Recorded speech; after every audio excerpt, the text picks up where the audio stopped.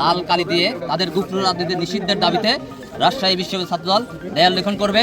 ক্যাম্পাসে গুপ্ত রাজনীতি নিষিদ্ধের দাবিতে সোচ্চার হয়ে গুপ্ত রাজনীতি নিপাত যাবে। ছাত্রদের নেতার উপরে অতর্কিত হামলা এবং যে রক্তক্ষরণটা হয়েছে বাংলাদেশের গণঅভ্যুত্থান পরবর্তী সময়ে, সেই রক্তক্ষরণের আজকে আমরা রঙিন লাল কালি দিয়ে তাদের গুপ্ত রাজনীতি নিষিদ্ধের দাবিতে রাজশাহী বিশ্ববিদ্যালয় ছাত্রদল দেয়াল লিখন করবে। কেননা এই 90-এর গণঅভ্যুত্থান এবং স্বৈরাচারীদের আন্দোলন দেওয়াল লেখনের মাধ্যমে শুরু হয়েছিল।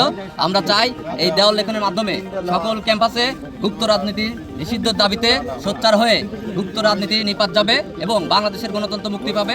ছাত্রদল চাই সকল ক্রিয়াশীল ছাত্র সংগঠন যেন তাদের নিজস্ব আদর্শ এবং ক্যাম্পাসকে তারা সুশৃঙ্খল রাখতে তাদের মতাদর্শ এবং ক্যাম্পাসকে তারা যেন তাদের নিবেদন, তাদের আবেদন তারা যেন এই ক্যাম্পাসে শিক্ষার্থীদের মাঝে তুলে ধরতে পারে।